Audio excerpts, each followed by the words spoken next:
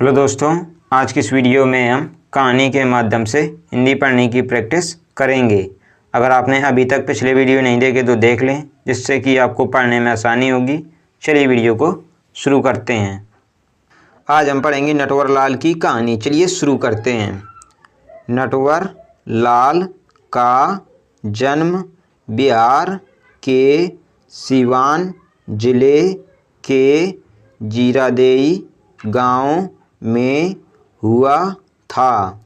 वैसे तो इनका नाम मिथिलेश कुमार श्रीवास्तव था, परंतु ठगी की घटना को नटवर लाल के नाम से ज़्यादा अंजाम देने के कारण ये इस नाम से मशहूर हो गए। ये सिलसिला यहीं नहीं रुका।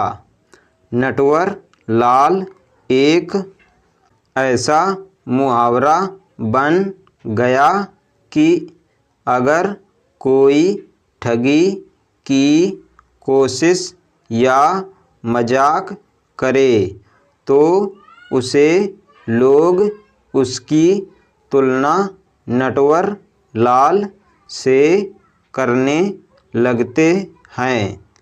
नटवर लाल ने ये सब शुरू कैसे किया और उसके बाद क्या क्या किया, आइए पढ़ते हैं। नटवर लाल ने वकालत पढ़ रखी थी, लेकिन उसका वकालत में मन नहीं लगा। वो तो कुछ और ही करना चाहता था, तो उसने ठगी व चोरी का रास्ता चुन लिया। उसकी सबसे पहली चोरी 1000 रुपये की थी, जो कि उसने अपने पड़ोसी के नकली हस्ताक्षर कर उनके बैंक खाते से निकलवाए थे। उसे तब यह ज्ञान हुआ कि वो किसी के भी जाली दस्तखत कर सकता है। बस फिर क्या था, उसने इस हुनर का बखूबी उपयोग किया।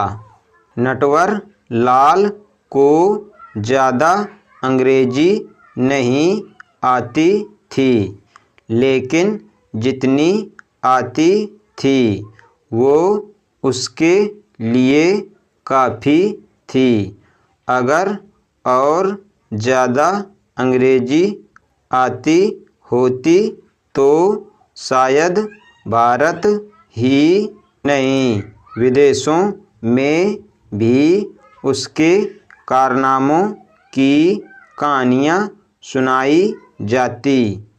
एक बार उसके पड़ोस के गांव में उस समय के राष्ट्रपति डॉक्टर राजेंद्र प्रसाद आए हुए थे।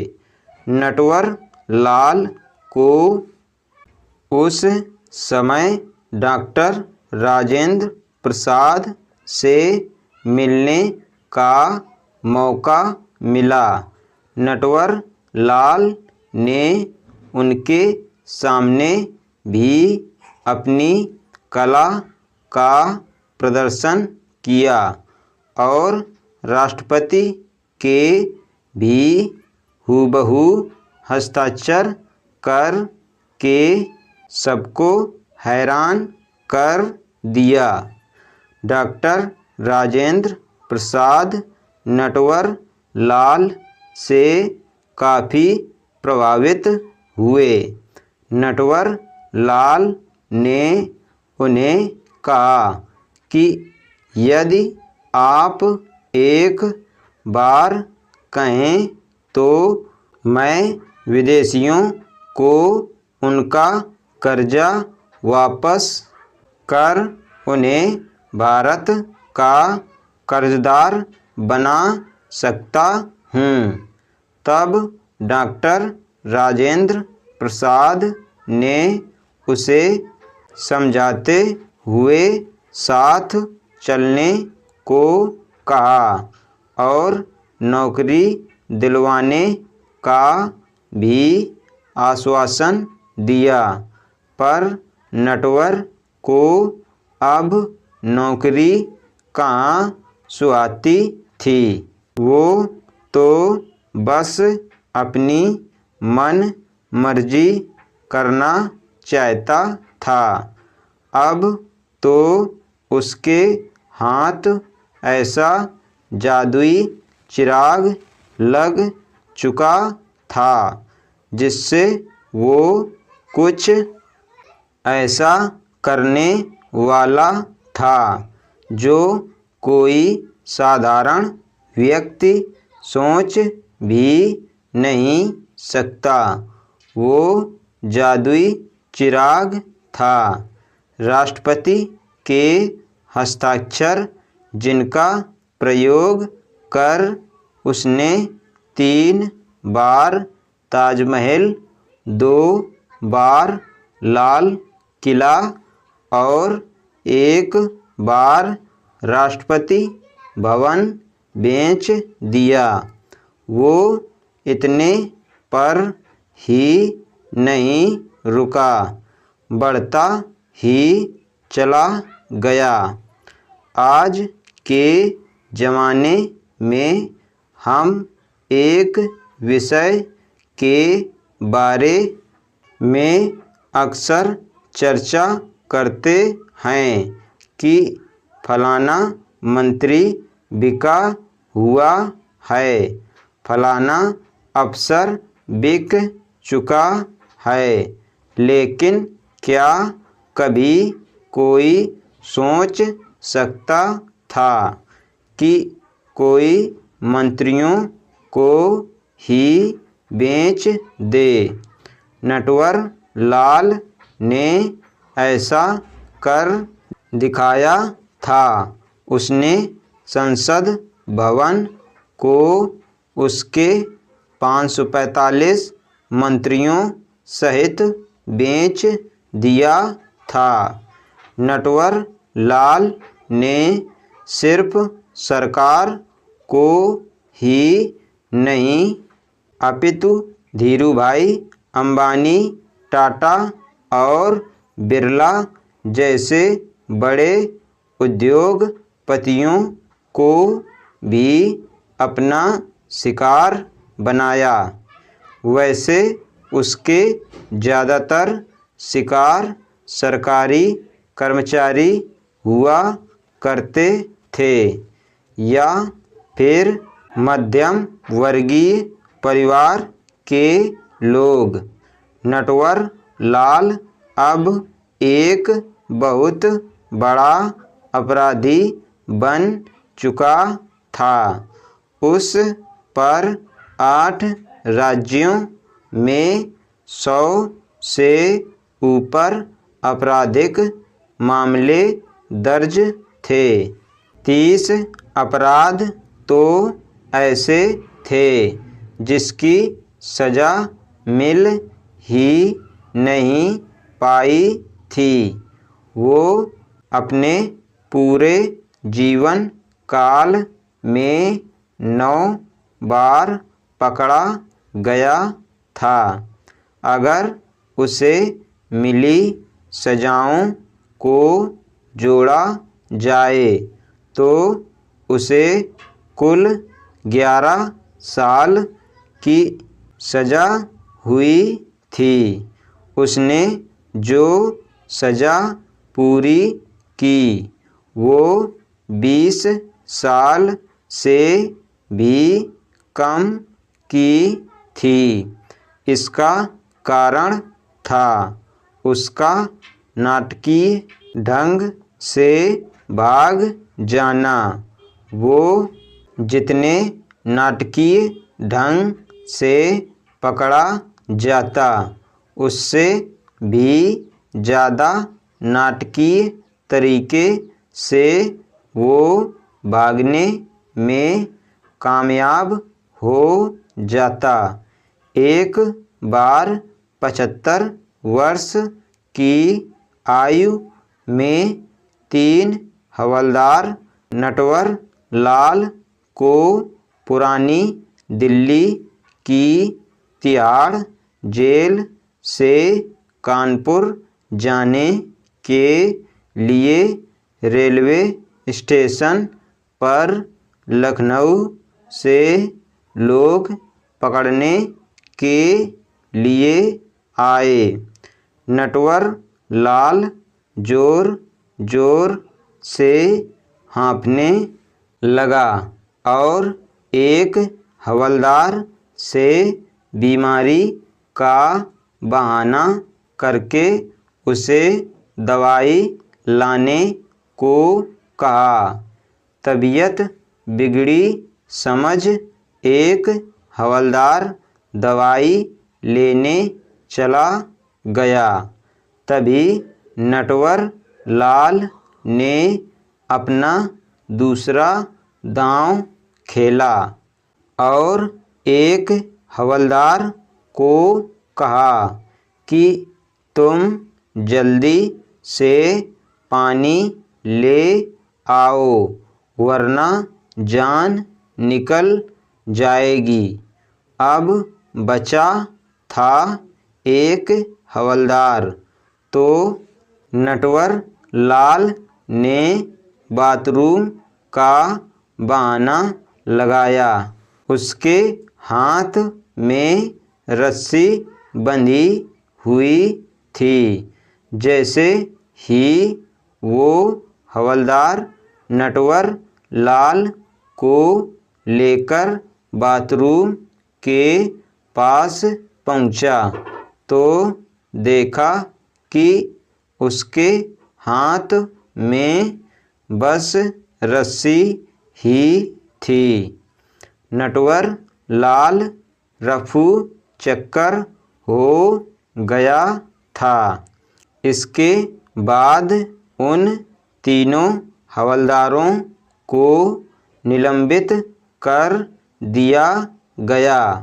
नटवर लाल 1996 में आखिरी बार गिरफ्तार किया गया था और कानपुर की जेल में रखा गया था।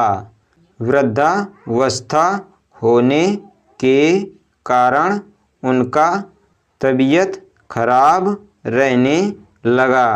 एक बार अदालत के आदेश पर जब उसे इलाज के लिए एम्स ले जाया जाने लगा तो 2 हवलदार, एक डॉक्टर और एक सफाई कर्मचारी को झांसा देकर कब गायब हो गया। किसी को पता ही नहीं चला। इसके बाद नटवर लाल का कुछ पता नहीं चला।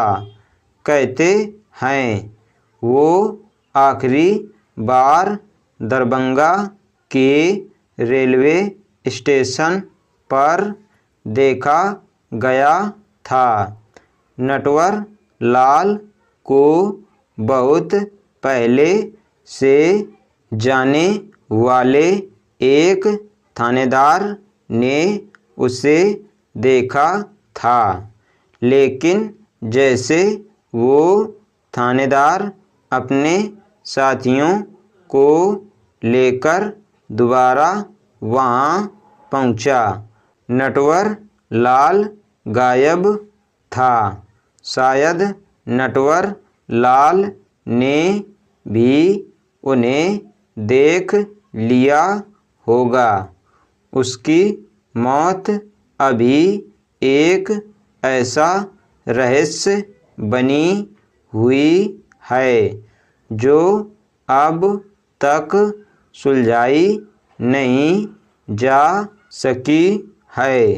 इस कारण ही उसके खिलाफ कई अपराधों की सुनवाई लंबित पड़ी है और कई फाइलें अभी भी खुली हुई हैं।